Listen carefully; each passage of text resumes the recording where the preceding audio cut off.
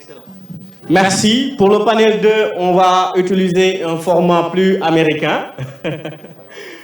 Voilà, pour ces interventions, les intervenants qui vont venir. Et je vais appeler M. Alekan, directeur de la direction de l'insertion du service à la communauté de l'UGB. Vous aurez M. Abdoulaye Gueye, directeur de la bibliothèque universitaire. Vous aurez aussi M. Lassana Sibi, qui est alumni de l'UFR. Et vous aurez Omar Fall, qui actuellement est chargé de projet à l'ONG Eclosio à Thiès.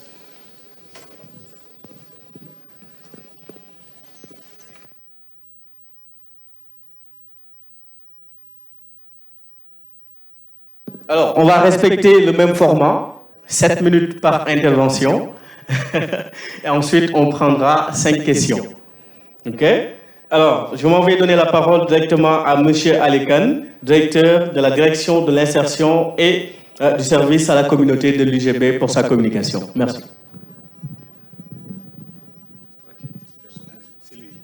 Ok, je vous remercie. Cette fois-ci, le micro marche. Alhamdulillah.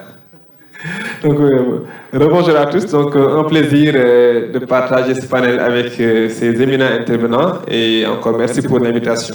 Alors moi, excusez-moi, un directeur, ça sonne toujours. Donc je suis venu aujourd'hui avec les membres de ma direction. Je veux citer Madame Sissé Bintabadjan, qui est la chef de la division coopération et insertion, que je remercie pour le travail réalisé. On avait aussi ce matin, je pense qu'elle est déjà la bouchée, Madame Aminata Ngom Touré, donc, qui est la chef du service à la division service à la communauté. Et je remercie aussi la coordinatrice de l'incubateur. On n'en a pas parlé, et j'en parlerai peut-être. C'est l'incubateur de l'Université Gaston Berger de Saint-Louis. Alors, on parle aujourd'hui d'emploi et d'employabilité. Et voilà, donc moi je pense que l'essentiel est dit. 7 minutes ne suffisent pas, parce que j'ai demandé à tous les directeurs du FR de nous accorder une rencontre avec les étudiants pour parler de l'insertion. Je pense qu'au moins chaque mois, au moins une séance d'1 heure de temps pour rencontrer les étudiants une fois par mois ou bien 2 mois pour parler de la question de l'employabilité. C'est important. 7 minutes, ça ne suffit pas. Donc, je n'ai pas encore le retour de monsieur le directeur parce que j'ai demandé à être invité et j'ai aussi demandé à être invité pour les amphithéâtres de rentrée et vraiment pour travailler. Aujourd'hui, on a la série. Je pense qu'on va avoir des rencontres avec les étudiants parce que vraiment, il faut qu'on en parle avec tous les détails. C'est important pour nous. Alors, il y a une question qui est revenue dans les débats, c'est l'emploi. Donc, le directeur, donc c'est la bataille entre les étudiants et la direction, l'emploi. L'emploi n'est pas à l'université. Donc, ça, vraiment, il faut le savoir. Donc, la seule question que je n'ai pas entendue, c'est ce qu'il faudra changer, c'est les compétences. Quelles sont les compétences que nous devons avoir pour réussir à tel concours?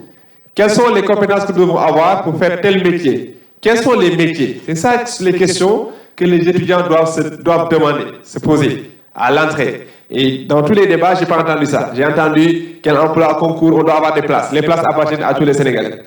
À l'université, c'est les compétences. Vous pouvez demander votre bourse, aller en grève pour votre bourse. Vous demandez à faire un cours. Vous pouvez demander des compétences. Aujourd'hui, par exemple, vous êtes dans une formation, vous dites telle compétence, monsieur, n'existe pas, on devrait faire tel cours.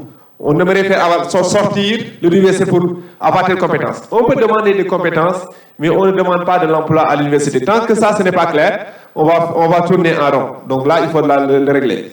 On ne dit pas cette question, posez pas cette question, après mon diplôme, je fais quoi?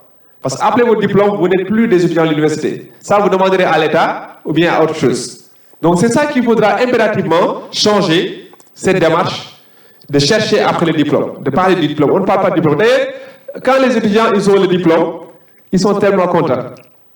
Parce que tout simplement, à l'université, ils ne cherchaient que le diplôme. Je pose cette question, je m'avais posé cette question aux étudiants. Quand vous êtes à l'université, vous cherchez quoi? Quel est votre objectif? Ils me disent non, c'est avoir mon diplôme. Et voilà, donc quand vous avez votre diplôme, vous êtes tout content.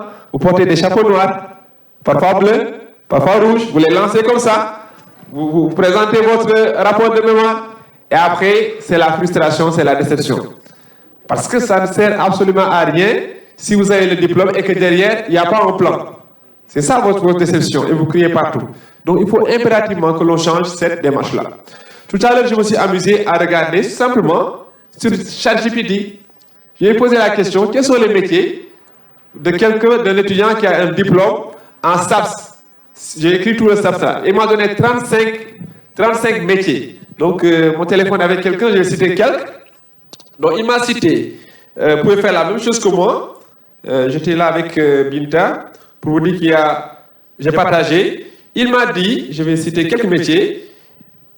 Éducation physique, enseignant. Éducation sportive, coach sportif, préparateur physique, kinésithérapeute, gestionnaire de structure, conseiller en nutrition, consultant en santé, directeur de sport, arbitre officiel, agent de joueur, spécialiste de l'éducation, conseiller en prévention, directeur de salle de sport, rédacteur ou journaliste, spécialiste en... Hein? C'est pas fini, hein? Consultant en stratégie, consultant en ceci, responsable d'une fédération. 35 métiers. Et ce n'est pas fini. Je peux encore lui en demander beaucoup. Ça, c'est déjà important de connaître les métiers, mais derrière la question qu'on va se poser, quelles sont les compétences pour exercer ces métiers-là? Ce sont ces questions-là qu'il faudra commencer à se poser. Et pendant qu'on est en train de faire la formation, de développer ces compétences. Une fois que tu développes les compétences et que tu as le diplôme, c'est fini. Donc il faut les connaissances, il faut les compétences, c'est ça, c'est important. Bien sûr, le métier, c'est la passion, il faut aimer un métier. Les connaissances, les compétences. L'autre chose, c'est pour aller aujourd'hui à Tambacounda, on prend quoi pour aller à Tambacounda? Un bus, vous passez où? Parlez? Est-ce qu'il n'y a pas de route? Vous ne pouvez pas y aller. Si vous n'avez pas un réseau routier, vous ne pouvez pas atteindre la destination. L'emploi, c'est une destination. Si vous n'avez pas un réseau routier pour aller là-bas, vous ne pouvez pas y aller. Si vous n'avez pas une bonne voiture, c'est la compétence, les connaissances, etc. Il faut l'avoir. Mais il faut avoir un réseau routier.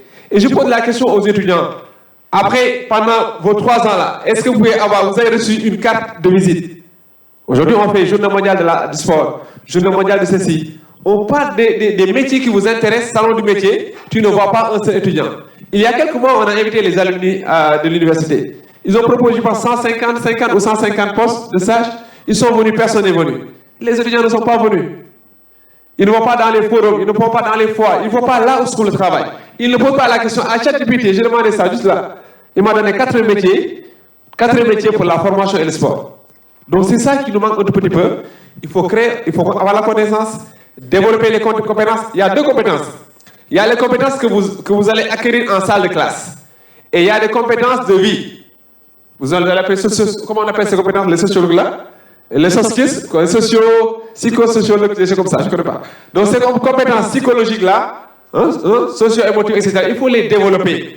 Et on ne les développe pas qu'en classe, on les développe à travers des activités à l'université, en dehors de l'université.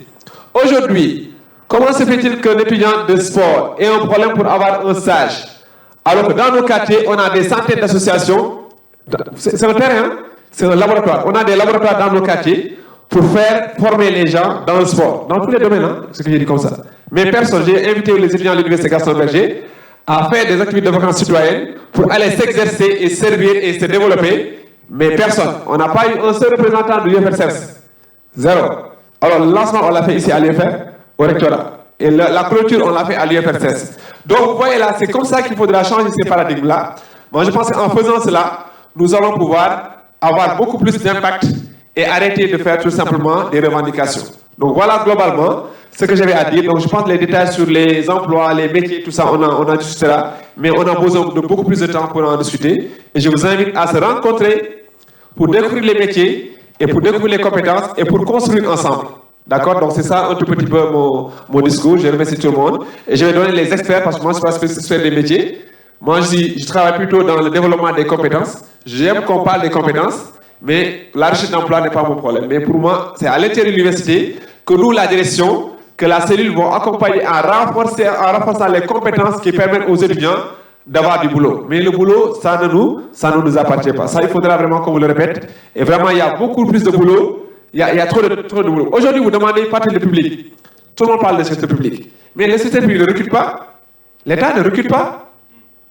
Personne ne parle de secteur privé. Comment travailler un travail privé? Les métiers dans le privé, il faut les découvrir. Qui a pensé aujourd'hui, à la fin de sa formation, à créer son business dans le sport? Tapez sur ChatGPT, cherchez les trucs là. L'entrepreneuriat en sport. Il y a des centaines et des centaines de possibilités de créer de l'entrepreneuriat en sport Vous avez l'incubateur ici. Quand on parle d'entrepreneuriat, on ne voit jamais des étudiants de sport. Hein. On ne voit que des étudiants d'agro, etc., de EPSL qui sont en train de développer des prototypes. Mais vous pouvez développer un entrepreneuriat en sport. Créer votre business en sport. Recruter des dizaines, des centaines de personnes. Donc tout le monde est en train vraiment de...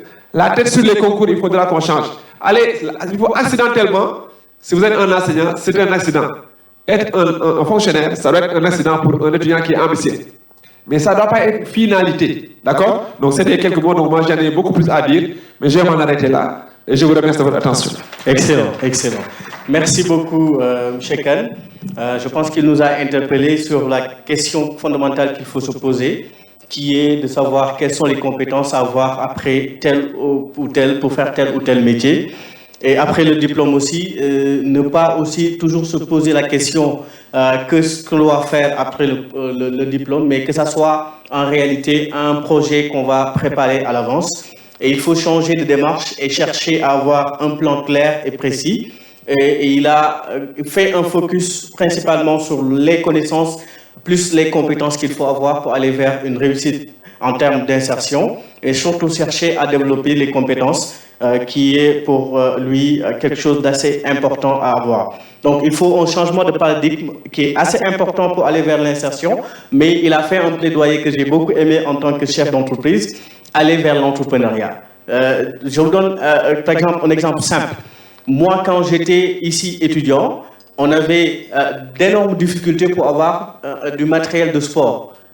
Quand j'étais vice-président de l'équipe taekwondo de l'Université Gaston Berger de Saint-Louis. Donc, pour moi, il faut chercher en réalité le besoin qui est là en termes d'équipement et surtout dans d'autres questions qui sont pour des étudiants des casse-têtes et trouver maintenant de quoi combler comme solution. Et c'est une voie qu'il faut suivre. L'entrepreneuriat, c'est aujourd'hui non pas une alternative, mais c'est un pilier de développement qu'il faut avoir. Donc, merci beaucoup, M. Khan. On va donner directement la parole à un alumni d'abord, ensuite on revient. Donc, je passe la parole à M. en blanc. Oui, allez-y. Oui, allez-y, M. Fall. Je pense à Michel là. Ok, merci beaucoup. Bonjour à tout le monde. Moi, je m'appelle Oumar Fall. Et comme présenté, je suis chargé de projet dans une ONG internationale belge du nom de Eclosio, voilà, qui intervient partout au Sénégal, mais qui a sa base au niveau de la région de Thiès. Donc, c'est une ONG qui aujourd'hui fait ses interventions dans l'Afrique de l'Ouest, mais aussi dans d'autres continents comme l'Asie ou les Amériques du Sud. Et particulièrement, je suis dans un projet en faveur de l'insertion des jeunes, et qui est aussi un projet international du nom de Global Opportunity Youth Network, en français, qui veut dire le réseau mondial pour les opportunités des jeunes. Et un projet, comme je l'ai dit, international, présent dans plusieurs continents, dont 4 communautés en Afrique, 5, je pense, en Asie, et le Sénégal, qui est le seul pays francophone à adhérer au réseau. On a 16 communautés au total à travers le monde, donc avec beaucoup de programmes d'échange. Bon, je vais peut-être revenir sur ça. Bon, j'avais préparé, dans le cadre de mon intervention, petite liste d'ONG qui prennent les étudiants en sciences d'éducation, mais ici, en STAPS. Mais je pense que ce ne sera pas nécessaire. Je propose d'élaborer ça avec peut-être la cellule, dans un document beaucoup plus spécifique, avec les informations, comment les contacter, etc. Et je pourrais les transmettre. Et en 7 minutes, je pense qu'on n'a pas assez de temps pour ça. Je reviens sur ma présentation pour dire que je suis alumni de sciences de l'éducation. Donc, j'ai intégré la licence 3 en sciences de l'éducation. Et voilà, le professeur Diakhaté va me tirer souvent les oreilles. Donc, j'ai été major en licence 3, major en master 1. J'ai écrit mon mémoire, mais malheureusement, je ne l'ai pas encore soutenu. Bon, parce que moi, peut-être mon examen, c'est assez atypique. Donc, je me lève parce que je me dis que, comme on est tous, peut-être, je suis toujours étudiant. Hein. Donc, je me dis que moi, j'ai eu l'opportunité d'être inséré avant la fin de ma formation. Donc, c'est beaucoup plus parlant que je décris peut-être mon parcours, qui peut peut-être servir d'exemple, en tout cas pour faciliter l'insertion de la plupart d'entre vous. Donc, et mon insertion, ça a passé par une mise en relation avec le professeur Diakhaté toujours. Donc je pense que c'était une étude avec le PUDC où j'ai été pris pour 1 mois. Donc là, j'étais en phase terminale de mon master, de mon mémoire, etc. J'ai eu l'opportunité de travailler avec PUDC, qui était un programme vraiment grand au niveau Sénégal. Et après cela, j'ai fait 1 mois. Je devais revenir au niveau de l'université, mais j'avais commencé à avoir goût au monde professionnel. Donc j'ai commencé, je n'ai pas attendu, j'ai commencé à écrire des lettres de motivation, à déposer un peu partout. Là où je trouve mon profil intéressant, je dépose. C'est comme ça que j'ai fait. Donc pour vous dire que je n'ai pas attendu peut-être qu'une seule m'oriente. Donc j'ai été artisan de mon propre insertion. Et peut-être ça a passé par une mise en relation d'abord, mais après, j'ai essayé en tout cas. Je savais qu'il me manquait des compétences. Je savais que le marché était très, très, très concurrentiel. Je savais qu'il me fallait d'autres compétences. J'ai suivi, j'ai fait des formations en soft skills, j'ai assisté au forum, j'ai développé un réseau. Et ça n'a pas commencé à cette période. Ça avait commencé depuis que j'étais étudiant. Je me souviens avec peut-être le modérateur, M. Makodi, on a pu organiser des forums internationaux. Je pense que c'était en 2018 ou 2019. J'étais en L3. On a organisé un forum international où on a fait venir des gens qui venaient du Canada, de la France, etc. pour intervenir. Donc j'étais un peu en tout cas, dans tout ce qui est expérience professionnelle, parce que c'est les expériences professionnelles qu'on peut avoir soit à travers les stages, mais qu'on peut aussi avoir de par nos propres projets. Et moi, mon expérience professionnelle que j'ai vendue à l'ONG qui m'a recruté, c'est de l'expérience que j'ai acquise quand j'étais étudiant. Donc, il faut pas, pour dire qu'il ne faut pas attendre à la fin, avoir son diplôme et dire je vais aller chercher de l'emploi. Non, non. Moi, j'ai développé beaucoup de skills. Je suis devenu formateur avant même de sortir de l'université. Et la base, notre formation qui est les sciences de l'éducation, je pense que le professeur Diakhaté est revenu largement là-dessus. Ce n'est pas uniquement l'enseignement. Vous sortez, vous demandez à une personne qu'est-ce que c'est vous dites à une personne j'ai fait une formation en sciences de l'éducation. Ah, vous êtes dans l'enseignement.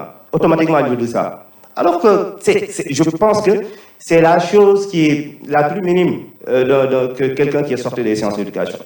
Aujourd'hui, dans toutes les grandes organisations, et d'ailleurs toutes les grandes organisations, ils financent l'éducation. Banque mondiale, l'UNESCO. Donc toutes les grandes organisations qui sont dans les questions de développement, forcément, ils vont avoir une partie sur la formation, une partie sur l'éducation. D'ailleurs, l'insertion, on ne peut pas insérer une personne. La logique des projets, en tout cas sur l'insertion, c'est des parcours. Donc, les parcours d'insertion, dans chaque parcours d'insertion, il y a une partie très importante qui est attribuée aux compétences. Donc, la formation. Qui peut faire cela? Qui peut être là, exécuter un projet d'insertion? Mais quand on a le profil en sciences d'éducation, on peut très bien le faire. On peut très bien le faire. D'ailleurs, si vous voyez bien les appels à candidature, à chaque fois de plan international, on demande un master en sciences de l'éducation ou en gestion de projet. C'est ce qu'on demande la plupart du temps. Maintenant, je comprends les étudiants parce que je peux vous comprendre, j'ai été récemment étudiant. Donc, quand on vous dit qu'il y a 80 métiers dans les sciences de l'éducation, vous vous dites, mais quels sont ces métiers? Naturellement, vous posez ces questions-là. Quand on vous dit, vous pouvez travailler dans une ONG, vous pouvez travailler au ministère, la question évidente, comment faire pour y travailler? Comment faire pour avoir ces informations? Donc, il y a toutes ces questions et je peux vous comprendre par rapport à ça. On a listé 80 métiers, moi je dis qu'il y en a plus. Il y en a plus dans toutes les organisations qui s'activent dans le développement et qui sont spécifiquement dans tout ce qui est insertion, il y a la question de l'éducation là-bas. Donc, quand on a ce profil-là, on peut se positionner partout. Et on a une spécificité qui fait qu'on n'est certes pas une licence professionnelle, mais on n'a pas besoin de passer forcément par les concours aussi. Avec la licence, on peut travailler. Moi, j'ai été recruté de base, le stage, parce que j'ai intégré l'ONG en tant que stagiaire, avec ma licence en sciences de l'éducation. Maintenant, c'était très compétitif. La différence, ça a été le fait que j'ai eu un parcours professionnel en étant étudiant, ici à l'université. Et j'ai mis en avant, j'ai valorisé ce parcours-là. ils m'ont pris en tant que stagiaire. Ils demandaient 4 ans d'expérience ou 5 ans d'expérience à la base. Parce que j'ai commencé en tant que stagiaire. 3 mois après, le stage était fini. Ils avaient lancé par la suite un autre poste qui était beaucoup plus stable, un poste d'animateur. Je me suis positionné là-bas avec ma licence et avec l'expérience que j'ai acquis. Ils m'ont pris. J'ai été dans le processus et depuis 2021, donc c'est un projet, comme je l'ai dit, international où il y a eu beaucoup de déplacements. J'avais la chance, bon, peut-être c'est une chance en amont, j'ai fait une formation de base en espagnol. Et ça m'a beaucoup servi avec les communautés qui sont au niveau de l'Amérique du Sud. Parce qu'à chaque fois qu'il y avait rencontre internationale où il y avait un lieu de se réunir avec les autres communautés, j'étais positionné parce que je maîtrisais la langue espagnole. Et là, je vous dis, j'ai été étudiant, j'ai eu le même discours que vous. Je suis toujours étudiant. Pour dire que les gens avaient l'habitude de dire non, on a beaucoup de matières. Nous, on fait 18 matières, on fait 26 matières. Qu'est-ce que cela va nous servir? Vous faites planification, vous faites évaluation, qu'est-ce que cela va nous servir? Mais moi, je me suis rendu compte de cette richesse quand j'ai été dans le monde professionnel. Aujourd'hui, si je suis devenu chargé de projet, certes, j'ai fait en amont un master en management de projet, mais c'était surtout la base que j'avais eue au niveau des sciences de l'éducation, à savoir l'évaluation, la planification. Avant même de terminer mon master en management de projet, j'ai écrit un projet qui a été financé à hauteur de 35 millions. Et c'était un projet où le bailleur s'était positionné directement pour nous dire que j'ai besoin de ça, de connaître tel profil, tel profil. C'était un projet d'enquête que j'ai rédigé avant même de terminer mon master là-bas et qui a été financé très rapidement, 35 millions. Donc pour dire que c'est quelque chose de petit quand on est dans le monde du développement parce que les projets d'insertion, ça coûte cher quand même. Et j'ai eu aussi l'opportunité de voyager, partir récemment en Inde au mois de novembre, décembre. Et à chaque fois, je me dis que c'est l'engagement que j'ai mis dans mon travail, mais aussi c'est les compétences que j'ai acquises au cours de mes formations. Et je vous dis, mon formation en management de projet, je l'ai fait en ligne. La seule formation de base qui m'a servi jusque-là, qui m'a doté de compétences, c'est les sciences de l'éducation. Mais je ne me suis pas limité aux cours qu'on me donnait en classe. Je ne me suis pas limité là-bas. Donc ce que j'ai fait, je suis spécialiste d'éducation.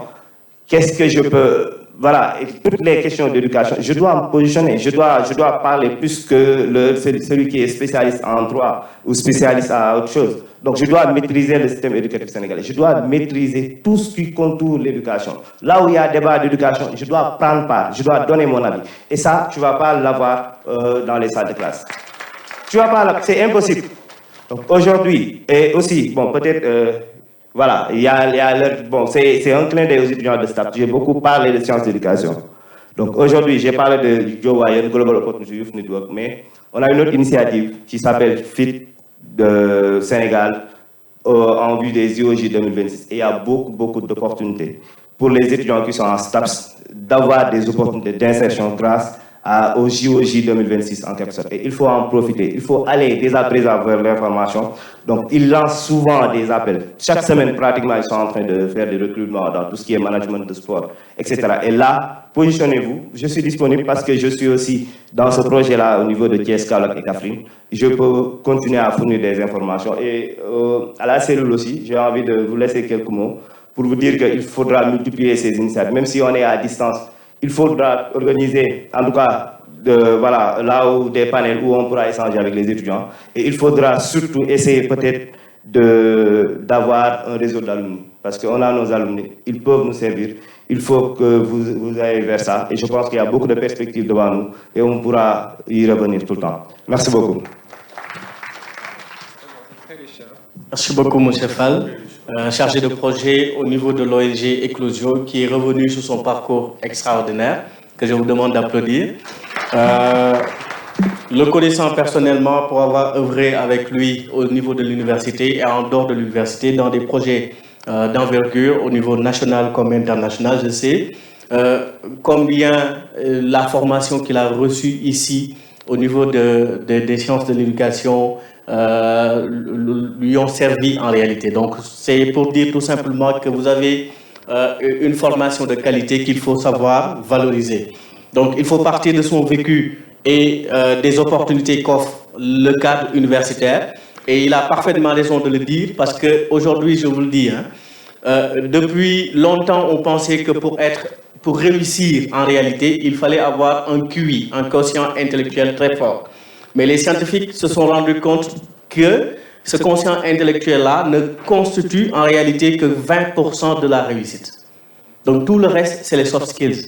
C'est ce que vous allez développer en vous-même pour pouvoir maintenant vous positionner. Si vous ne savez pas vous faire ou vous vendre, ça sera très difficile pour vous d'intégrer le monde professionnel. Ce n'est pas seulement en restant dans les salles de classe que vous allez réussir votre entrée dans le monde de l'entreprise, mais il est important en tant qu'étudiant de commencer par de petites choses et ne pas minimiser ces choses-là. C'est hyper important. Donc ça va vous servir de tremplin pour que vous puissiez quand même exceller dans le monde professionnel. Il a fait un plaidoyer sur le fait de surtout se faire un réseau. Et je pense que ce matin, il y a eu des professeurs qui ont parlé de ce réseau-là. Et le réseau ici, ce n'est pas connaître tout le monde. Hein. Ce n'est pas avoir un répertoire rempli de contacts, etc. C'est connaître les bonnes personnes. Donc, faites de sorte à ce que, au moins chaque semaine, c'est ce que j'ai l'habitude de dire, que vous puissiez connaître une personne qui puisse au moins vous aider à entrer ou à acquérir au moins une connaissance ou gagner de l'argent. Et ça, c'est hyper important. On est dans un monde hyper compétitif. Et cette compétition-là n'épargne personne. Les choses avancent et il faut évoluer avec. Donc, merci Omar pour cette brillante communication. Et on va donner directement la parole à M. Abdoulaye Gueye, qui va faire sa communication. Merci beaucoup, monsieur le modérateur. Il sera très difficile de parler après ces éminents messieurs. Donc, monsieur Kanali, que je remercie quand même. Depuis qu'il est à la tête de cette direction, on a senti quand même des changements, beaucoup de changements. Tout à l'heure même, je le remerciais. Monsieur Fall également, merci à vous. Monsieur le modérateur, permettez-moi de relire un peu le thème. C'est stratégie de recherche, d'information et d'emploi. Donc nous, en tant que conservateurs de bibliothèque et directeur également de bibliothèque de l'UGB, et je suis là également avec les collègues des centres de documentation, presque ils sont tous là.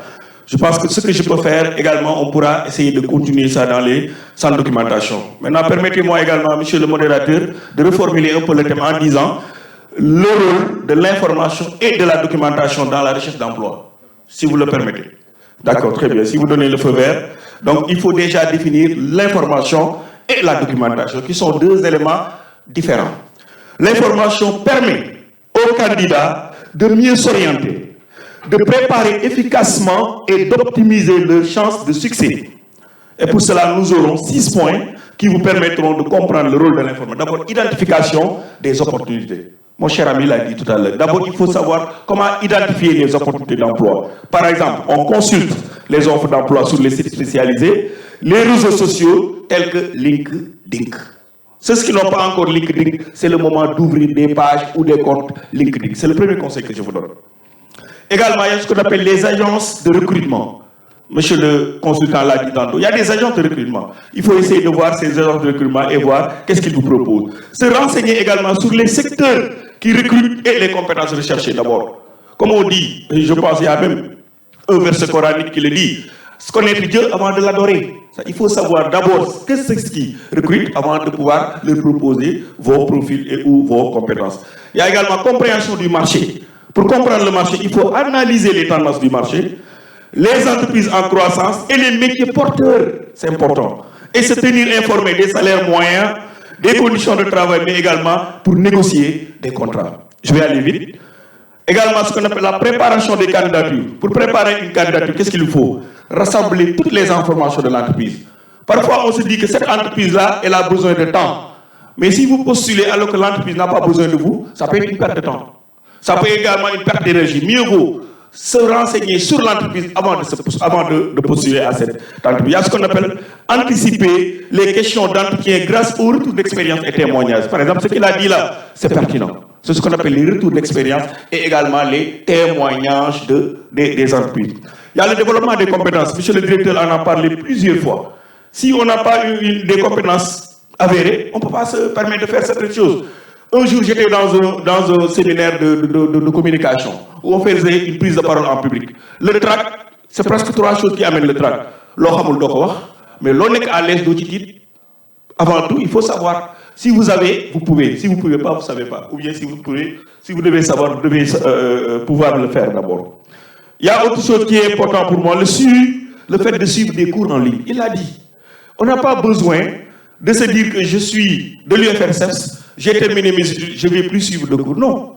Moi-même, l'exemple que je vous donne, le diplôme qui a fait de moi le directeur de la bibliothèque, je l'ai eu en 2020 et j'ai eu mon bac en 2000, 20 ans après. Le diplôme qui a fait de moi le directeur de cette bibliothèque-là, je l'ai eu en 2020. Mais si je n'avais pas ce diplôme, est-ce que j'allais devenir le directeur de la bibliothèque? Point d'interrogation. Il Oui. a partagé sa terminale avec le président Bassirou Diomaye. C'est un camarade de classe de Bassirou Diomaye. Merci beaucoup, il a raison. On est tous des bourgeois. On a fait nos études au lycée des Diop. J'ai été dans la même classe que le président Bassirou Diomaye. Merci beaucoup, mon cher camarade. Il y a ce qu'on appelle également le réseautage et la visibilité. C'est quoi le réseautage et la visibilité? C'est utiliser les réseaux sociaux pour entrer en contact avec d'autres recruteurs et professionnels du secteur. Il a dit comment faire. Beaucoup de nos jeunes là utilisent les réseaux sociaux, mariage validé, TikTok validé et autres. Non, c'est pas ça, mes chers fils et filles. N'utilisez pas ces réseaux pour valider vos mariages ou dire ce qui se trouve dans vos maisons. On n'a pas besoin de ça. On a besoin de se vendre. Comment se vendre? Mettez les choses qui sont importantes en rapport avec le diplôme ou le profil qui est recherché. Le dernier élément par rapport à l'information, c'est ce qu'on appelle la protection contre les arnaques.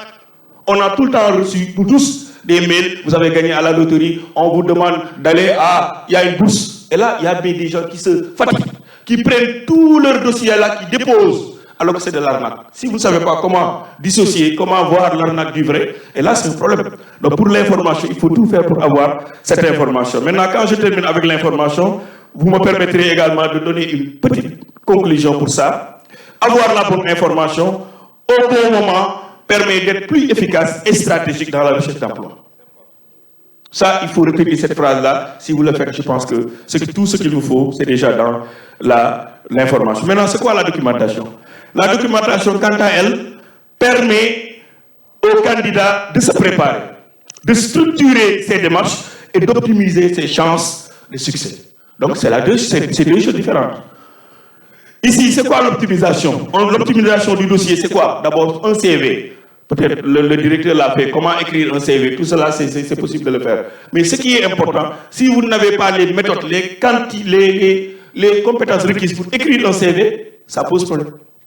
Il faut savoir comment écrire un CV, comment également faire une très bonne lettre de motivation. Je vous donne juste une anecdote. Un jour, quelqu'un avait mis dans son CV, vous savez, les compétences et également références. Le gars, il a mis dans, c'est récent, il a mis dans son CV référence Youssou Ndour, Omar Pène, Ismaël Lô, pour un poste de comptable. Peut-être qu'il ne savait pas. Les références, c'est qui, pour selon vous, dans le CV, qui sont les références? C'est les personnes qui vous ont aidé. Le professeur Aleken qui a été votre directeur ressources humaines, le professeur Michel Fall qui a été votre responsable de projet, c'est ces personnes-là qui sont des personnes références. Donc si vous ne savez pas ça, ça pose problème. Il y a ce qu'on appelle l'analyse et la recherche des entreprises. Également la connaissance des entreprises, c'est important, il faut connaître les entreprises. Moi, il m'est arrivé un jour de faire une recherche d'emploi avec GIABA. Mais avant de faire un entretien avec GIABA, il faut savoir que GIABA, c'est le blanchiment d'argent. Ils ont fait un rapport. Il faut séduire l'employé, le recruteur. Il faut séduire le recruteur. Vous parlez des choses de son entreprise. Peut-être lui-même, en tant qu'il ignore. Vous voyez, ça c'est important. La raison pour laquelle, moi, cet aspect-là m'intéresse beaucoup. L'analyse des entreprises ou la recherche d'informations. Je vais aller vite. Préparation des entretiens. Ah oui, c'est très important. Une bonne documentation permet d'anticiper les questions des recruteurs et d'augmenter efficacement votre chance. Très bien. Merci beaucoup, monsieur le directeur. Donc, si vous avez tout ce qu'il vous faut sur l'entreprise, moi, je vous dis, moi-même qui vous parle, j'ai démissionné 3 fois. C'est là où l'UGB que je n'ai pas encore démissionné. Parce que je sais que ce que je cherchais là, je l'ai trouvé ici. Vous savez pourquoi? Parce que j'avais une idée avant de venir. Je me disais que j'allais être un enseignant-chercheur comme lui. Nous avons la même chance avec le colonel. Colonel, on sera bientôt des docteurs en sciences, ce qu'on veut. Mais pour le moment, le diplôme le plus élevé de notre grade, c'est conservateur des bibliothèques. Si vous l'avez, vous pouvez être bibliothèque dans tout le Sénégal. Je peux être directeur de bibliothèque dans toutes les universités du Sénégal. Parce que j'ai le diplôme en 2020. Pour vous dire, ça c'est important. D'autres choses également, le développement des compétences. Pour développer ces compétences, c'est des certifications. Très bien, monsieur le directeur. C'est des formations certifiantes. C'est important. Le FRCF vous a donné la formation continue. J'ai une licence, j'ai un master, j'ai un doctorat. Mais on peut voir quelqu'un qui a une licence, un master ou un doctorat, qui ne sait pas gérer une entreprise. Moi, la chance que j'ai fait plus de 20 certifications, par exemple. Sur mon CV, si vous voyez, il n'y a que des certifications A, certification A, certification A. Finalement, on vous dit, qu'est-ce que vous avez appris finalement? Je fais presque beaucoup de cours. Quelqu'un me sollicite pour me dire, vous pouvez faire tel cours? Je dis oui, avant même de voir quel est le contenu. Je dis oui d'abord. Je sais qu'il l'a dit avec l'intelligence artificielle, avec la recherche documentaire, avec les outils de recherche. Tout ce que vous pouvez faire, vous pouvez le faire. Tout ce que vous voulez, vous le pouvez. Il suffit maintenant de vouloir, après l'autre chose va venir. Maintenant, dernier élément, quatrième point, stratégie et technique de recherche d'emploi. Guide pratique, comment faire pour consulter les guides, mais surtout les statistiques. Étudier les statistiques, comprendre le marché. Par exemple, il vous arrive, il a dit, moi j'ai un diplôme de master en gestion des ressources humaines depuis 2006-2007, mais je n'ai jamais travaillé avec ce master. Parce que tout simplement, au moment où j'avais ce master, j'étais déjà dans les sciences de l'information. Mais qu'est-ce que ce master m'a permis, en ressources humaines, d'être directeur de bibliothèque? Parce que la gestion des ressources humaines, la gestion des ressources matérielles et la gestion des ressources financières, pour être directeur, lui, pourquoi il est un bon directeur? Parce qu'il a toutes les compétences pour gérer le personnel, pour gérer les finances et pour gérer le matériel. Si vous n'avez pas ces trois matières-là, vous voyez, ça pose problème parfois. On peut prendre quelqu'un qui a un doctorat en je ne sais pas quoi là, mais il ne parvient pas à gérer parce qu'il n'a pas les compétences, parfois, ce qu'il faut pour pouvoir le faire. Le suivi et l'évaluation, le dernier élément, il faut faire de sorte que, modèle de courrier, des relances, il vous arrive parfois d'envoyer un mail, de rester 1 mois, 2 mois, relance. Peut-être la personne qui vous lit, le directeur, il reçoit 10 mails par jour. Mais juste une petite relance lui permet de revoir ce que votre mail là, il est en haut, il va pouvoir vous répondre. Il ne faut pas se dire que oui, nos demandes d'emploi là sont dans les poubelles. Non, peut-être lui, il a déposé, il a eu gain de cause. Il ne faut pas se dire que si on dépose, nos dossiers seront sur les poubelles. Non. Essayez, tentez la chance. Peut-être un jour, votre arrivera. Raison pour laquelle il ne faut pas avoir peur. En grosso modo, maintenant en synthèse, on pourrait dire juste que l'information aide à orienter la recherche d'emploi en fournissant des connaissances sur le marché du travail et les entreprises. Par contre, la documentation permet de formaliser la recherche d'emploi en structurant les candidatures, en les assurant un suivi méthodique. Je vous remercie et j'attends les questions-réponses. Excellent. Une très bonne communication qu'on a eu droit. Je vous demande de l'applaudir encore. Hein. C'est un cours magistral sur l'information et sur la documentation aussi qu'on a eu droit aujourd'hui. Donc, il est revenu sur le rôle de l'information et de la documentation dans la recherche d'emploi, ce qui est hyper important parce qu'il ne s'agit pas seulement de toujours viser, ça c'est une opinion personnelle, hein, il ne s'agit pas seulement de toujours viser les grandes entreprises pour déposer, chercher à connaître les entreprises qui sont autour de vous aussi et à les maîtriser. C'est hyper important dans votre recherche d'emploi. Il est revenu sur les 6 points sur le rôle de l'information. Il nous a parlé surtout des médias sociaux à usage professionnel comme LinkedIn, où vous devez chercher à avoir au moins un compte qui vous permettra de discuter directement avec des professionnels. C'est un réseau de professionnels aussi. Donc, ça vous permettra de trouver des offres d'emploi, de faire des certifications sur LinkedIn, même il y en a, et de toujours aussi chercher à développer ses compétences.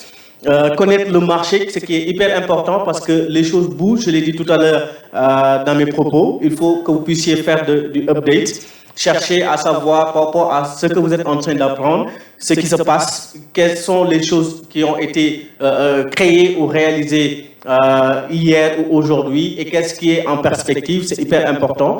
Et préparer surtout votre candidature. Donc, on ne postule pas n'importe comment. Il faut savoir préparer sa candidature pour maximiser ses chances de réussir son insertion professionnelle. Le e-learning aussi, il en a parlé. L'importance de continuer sa formation après le diplôme. Et comme j'ai l'habitude de le dire, le jour où vous allez cesser d'apprendre, ce jour-là, vous êtes mort. Donc, il faut continuellement chercher à acquérir de la connaissance, mais surtout chercher à développer vos compétences. Mettre en place un réseau qui vous donnera plus de visibilité, la protection contre les arnaques, et je pense que ça, c'est un point sensible sur lequel il faut que la cellule revienne. Et je pense qu'à l'issue de ces discussions-là, On aura à discuter tout à l'heure sur les possibilités de faire des workshops, sur le e-reputation, sur la protection des données, etc. Ce qui est hyper important. Et comme j'ai promis déjà cela à l'équipe, je mettrai en œuvre mes ressources, que ce soit mon personnel ou etc., pour pouvoir aider par rapport à ces domaines-là. Donc, il nous a aussi parlé du fait d'avoir de la bonne information, mais surtout au bon moment. Donc, il faut faire en quelque sorte du veille. Donc, la veille informationnelle permet de comprendre un peu comment est-ce que le marché évolue, mais surtout d'avoir les informations à temps. Et pourtant, vous pouvez le faire directement avec votre smartphone. Parce qu'aujourd'hui, vous avez l'application Gmail qui vous permet de pouvoir tout simplement, avec Google Alerts, de faire ces fonctionnalités-là et de recevoir en temps réel les informations qui vous permettront de savoir quelles sont les offres d'emploi qui sont publiées et surtout quelles sont peut-être les opportunités que vous pouvez saisir. Donc, avoir une idée est une des choses aussi les plus importantes dans la recherche de votre insertion professionnelle parce que ça vous permet déjà de savoir où est-ce que vous allez mettre les pieds et qu'est-ce que vous voulez faire réellement dans le cadre de votre parcours. Cherchez à développer des compétences à travers les certifications et il en existe en pagaille en termes de plateformes qui vous permettent d'avoir des certifications. Il y a les MOOC qui sont là, qui sont disponibles et c'est des diplômes reconnus au niveau international. Il y a le Yali Network qui vous donne la possibilité de faire des formations gratuitement. Il y a aussi Melinda Gates qui ont aussi mis en place une formation en ligne qui vous permet d'avoir des certifications gratuites. Donc je pense que après les ressources qui seront mises à votre disposition, il va falloir les exploiter pour pouvoir comprendre réellement comment, au-delà de votre diplôme universitaire, chercher à avoir d'autres diplômes qui vont enrichir votre CV, mais surtout vous faire de sorte que vous allez vous démarquer des autres. Il y a dans les stratégies de recherche d'emploi aussi, mettre en place une stratégie opérationnelle qui est hyper importante, qui vous permettra en réalité de savoir réellement qu'est-ce que vous voulez faire, comment est-ce que vous allez le faire, à quel niveau est-ce que vous allez le faire. Donc je pense qu'il faut vous rapprocher de lui pour avoir plus de détails là-dessus. Mais le plus important, ce qui est pour moi très important, c'est faire le suivi. Quand vous êtes étudiant, harcelez les gens. Moi, j'ai recruté 2 personnes sur la base de ça. On ne vous envoie pas seulement des candidatures, hein. Ils viennent jusque dans votre bureau. Ils tapent à la porte tous les jours pour pouvoir vous rencontrer et chercher une opportunité. Et ça, des fois, on se dit, donnons la chance à cette personne-là pour voir. Donc, j'ai recruté 2 personnes juste comme ça. Parce que ces personnes m'ont harcelé et je me suis dit, je vais essayer de donner la chance à ces personnes-là. Donc, essayez à tout moment d'envoyer, de relancer, de déplacer pour chercher à voir ce qui se passe derrière. Donc, ne pas se limiter seulement à envoyer votre candidature, il faut faire des relances. Donc, merci beaucoup, M. Gueye, autant pour moi, pour cette excellente communication. Et on va passer la parole directement à Lassana Sibi, qui va nous faire sa communication. Merci. Sous vos applaudissements, s'il vous plaît. C'est bon. Merci beaucoup, M. Makoli. Je pense que la tâche s'annonce extrêmement difficile pour moi, après que ces éminents professeurs et panélistes soient passés. Mais de mon côté, j'essaierai en tout cas d'amener ma pierre à l'édifice. Alors, je m'appelle, à l'entente de mes propos, j'aimerais tout d'abord remercier mon encadreur ici présent. J'aimerais, s'il vous plaît, avec votre concours, l'y applaudir. Il a été celui qui m'a suivi quand je soutenais mon mémoire en master en sciences de l'éducation. Alors, je suis planificateur, je travaille à la cellule des études de la planification et du suivi-évaluation du ministère de l'Urbanisme, des collectivités territoriales et de l'aménagement du territoire. J'ai quitté l'université directement à la fonction publique. Alors, pourquoi est-ce que c'est intéressant? J'ai quitté l'université avec tout ce qu'il y a comme règles universitaires, d'écriture et tout ça. J'ai été ingéré dans le monde de l'administration où c'est encore un autre monde, c'est beaucoup plus rigoureux et il faudrait nécessairement s'adapter. Alors, ça n'a pas été de tout repos. Je ne vais pas vous vendre des rêves, je vais vous vendre la réalité. Il faudra être endurant et résilient parce que c'est nécessaire. Les stratégies habituelles, le réseautage, ce qu'ils ont élaboré ici, c'est des choses qui marchent réellement. Mais à un moment donné, j'ai envie de dire que le meilleur investissement, c'est l'investissement que l'on fait sur sa propre personne. Comment je suis arrivé à être simple demandeur d'emploi et occuper un poste central dans le cadre d'un ministère? Vous savez, dans tous les ministères, il y a ce qu'on appelle les CEP, les cellules d'études et de planification.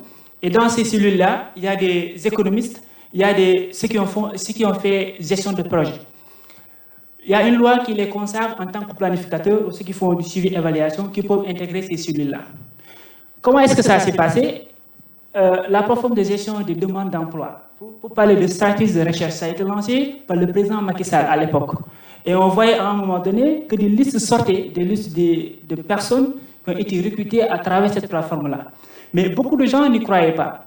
Et moi, je me suis dit, je suis encore étudiant, certes, je n'ai pas encore terminé ma formation, mais ça ne coûtera absolument rien de voir une opportunité d'emploi, parce que ça touche quasiment tous les domaines. Pourquoi ne pas m'inscrire? Alors, j'ai commencé à m'inscrire, et je vous assure que j'ai commencé à m'inscrire, tenez-vous bien, à partir de 2016. Et dès lors, je n'avais même pas mon master. J'ai commencé à m'inscrire depuis 2016. Et avant ça, quand j'étais jeune étudiant ici, j'ai profité de l'opportunité que m'offrait l'université pour aller dans les IEF. J'ai fait une demande de recommandation. Je suis parti déposer ça à l'IEF des Almadies.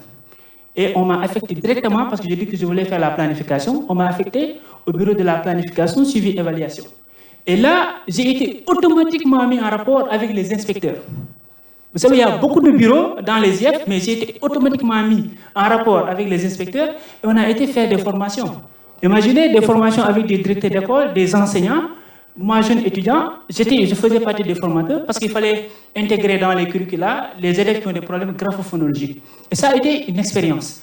Et pour parler encore de notre échec, j'ai été déposé dans une ONG internationale qu'on appelle Achinaga Sénégal. Eux, ils se chargent de venir en aide aux enfants qui sont en situation de handicap ou défavorisés. Je vous assure, la sélection a été très rude. Il fallait passer par 3 étapes. On a été évalué plus de 3 fois. Et en dernière position, on était que sur 5 candidats, il fallait choisir simplement 2. Malheureusement, je n'ai pas été retenu, mais j'ai quand même continué. Et j'ai envie aussi de vous dire, savoir manier un ordinateur, Word, Excel, bureautique, ce ne sont plus des compétences, c'est des nécessités. Donc, continuez à vous former, continuez encore à rechercher de l'emploi parce que ça ne sera pas facile. Il faudra franchir des obstacles, il faudra avancer. La preuve, je n'ai pas... pour vous pensez, ce que vous êtes en train de suivre en sciences de l'éducation, c'est peu, mais non. Parce que je vous ai dit tout à l'heure que je viens, on me dit la LPSD, la Ligue de politique sectorielle et de développement. Mais je me rappelle qu'il y a un cours, on a vu les apports sectoriels avec Dr Pa, et ça m'a énormément servi. On me dit PTBA, plan de travail annuel, budgétisé annuel. Et là, c'était de voir sur une année quelles sont les dépenses qu'il faudrait faire, comment les régulariser et tout ça. Et c'est un document administratif d'une centaine de pages et il faudrait nécessairement s'adapter. Et je me rappelle que j'ai fait l'économie avec Dr So.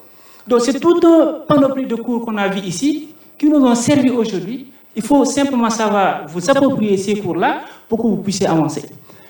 Avant même d'en arriver à ce travail-là, je me suis dit, je me considère comme un spécialiste en sciences de l'éducation. Qu'est-ce que moi, réellement, je peux réellement faire? Et j'ai commencé à penser à un projet. À l'époque, je pense qu'il y avait beaucoup de communication sur l'entrepreneuriat et tout ça. Pensez à rédiger votre projet. Et je vous assure, j'ai pensé à un projet que j'ai appelé ARCI. Je n'ai pas peur de vous le dire.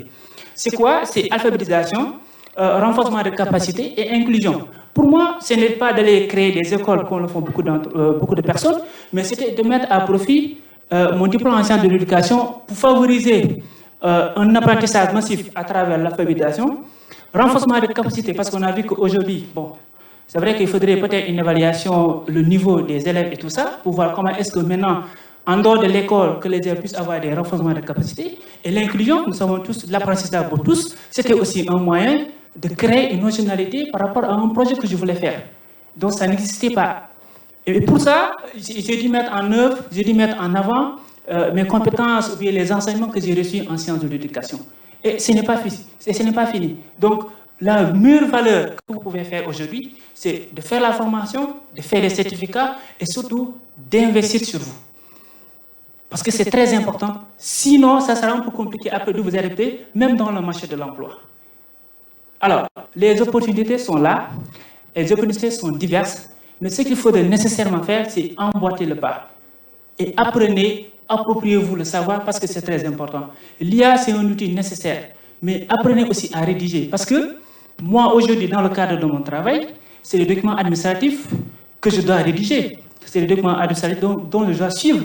C'est les responsables de programme que je dois appeler pour voir comment est-ce que tel ou tel projet du ministère des collectivités territoriales ou bien de l'urbanisme avance.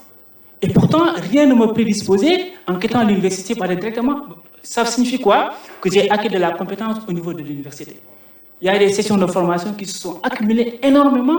Et même dans l'administration aussi, il y a ce qu'on appelle la formation continue. C'est-à-dire que tu viens, tu commences quelque part, et au fur et à mesure, il faudrait continuer encore à apprendre.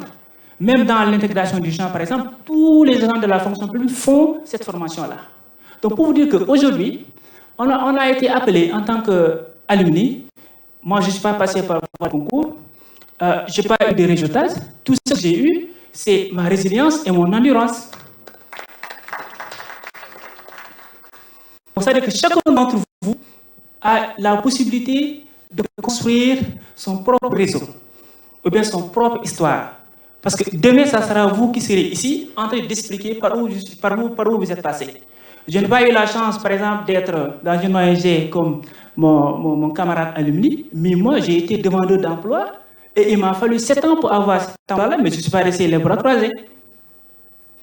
Et là, vendre votre profil, c'est très important. Parce qu'il y avait, je me rappelle bien, il y a une rubrique où il fallait un petit peu, c'est mentionné commentaire, il faudrait expliquer.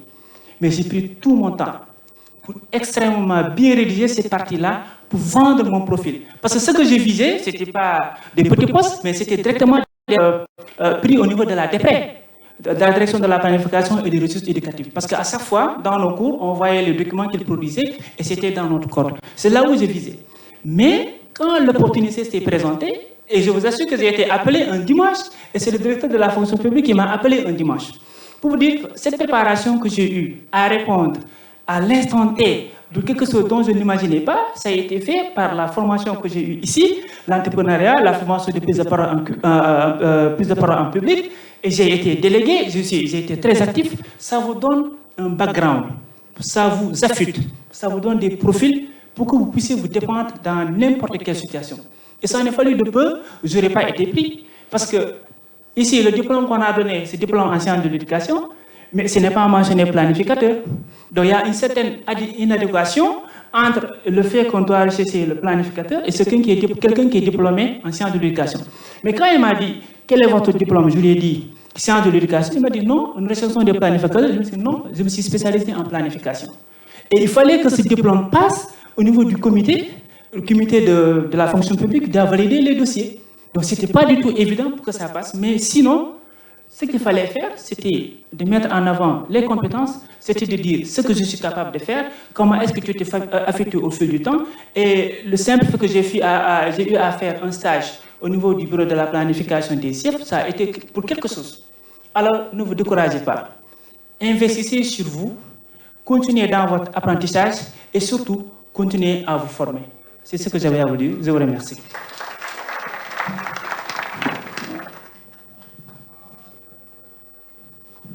Merci beaucoup, Lassana. Comme il l'a si bien dit, il faut que vous puissiez avoir de l'audace et surtout investir sur soi pour que vous puissiez quand même avoir un niveau de développement qui vous permettra d'intégrer le monde professionnel. Donc, il a commencé d'abord par nous dire qu'il travaille au département de la planification et du suivi et évaluation. Et ne serait-ce que pour cela, il mérite des applaudissements. Je sais de quoi je parle parce que c'est un département de haut prestige. Okay? En tant que formateur en budget programme, je sais que c'est hyper difficile de pouvoir trouver un jeune qui puisse quand même naviguer sur ces océans, ou sur ces eaux hyper troubles, on peut dire entre guillemets. Donc c'est pour moi un immense plaisir de voir un jeune qui excelle dans le domaine de la planification et du suivi-évaluation que vous avez déjà eu à apprendre ici. Donc, ce qui montre déjà la richesse de votre parcours, parce que planifier et suivre et évaluer, vous allez trouver ça partout. Dans les entreprises, dans les ONG, partout. À la maison, partout. Donc, c'est hyper important de pouvoir, ne serait-ce pas seulement compter sur l'apprentissage que vous recevez au niveau de l'université, mais chercher aussi, comme il l'a dit tout à l'heure, à développer vos compétences. Donc, il a parlé un peu de l'importance de la recherche d'informations. Parce que lui-même, par rapport à son insertion, est passé par une plateforme qui a été lancée par le président Macky Sall. Donc, il est important pour vous, pour nous tous, de toujours essayer de chercher les plateformes qui sont créées pour nous permettre d'avoir accès à l'information, mais surtout chercher à développer nos compétences par rapport à tout ce qui est bureautique, tout ce qui est informatique. C'est un outil essentiel lorsqu'on parle de monde professionnel. Son mentorat aussi a joué un rôle crucial dans son parcours. Donc, chercher aussi à trouver des mentors. Lui, il a eu la chance d'être orienté avec dans un département, entre guillemets, si je peux me permettre de le dire ainsi, où il y avait des inspecteurs. Mais à votre niveau, cherchez à trouver des mentors qui sont déjà là. Ça peut être vos professeurs, ça peut être vos alumni qui sont là, ça peut être d'autres personnes qui peuvent quand même vous aider à trouver les informations dont vous avez besoin, mais surtout à chercher à acquérir l'information qu'il faut. Le partage, il nous a partagé un peu son projet entrepreneurial qu'il a lancé sur la base de ce qu'il a reçu ici comme enseignement, ce qui est pour nous une source d'inspiration. Il faudrait non pas seulement penser à toujours intégrer le monde salarial, mais si vous avez des idées, si vous avez des projets par rapport à la création d'entreprise, il faut vous lancer. Faites-le sans réfléchir. N'attendez pas des millions pour le faire, n'attendez pas des milliards pour le faire. Avec un 10 000 francs, vous pouvez lancer votre entreprise. Et je pense que Mabite qui est là, je vais vous donner la parole tout à l'heure, va revenir sur ça, pour vous aider un peu à comprendre en réalité qu'il y a des opportunités qui sont là, que vous pouvez quand même saisir. Il nous a parlé un peu de l'IA, qui est un outil assez nécessaire quand même, mais qu'on doit apprendre à rédiger. J'ai beaucoup aimé ça, lorsqu'il nous dit que l'IA est là, c'est un outil nécessaire, mais apprenons à rédiger. Ça veut dire que si aujourd'hui on laisse l'IA faire tout, IA qui veut dire intelligence artificielle, faire tout pour nous, alors nous devenons inutiles. Et nous, humains, on ne doit pas être inutiles face à ce que nous avons déjà créé. Donc c'est assez important de pouvoir faire usage de ces facultés intellectuelles pour aller de l'avant dans cette recherche d'information et d'insertion professionnelle. Donc l'audace aussi que vous devez avoir dans votre recherche de stage. Donc ayez de l'audace.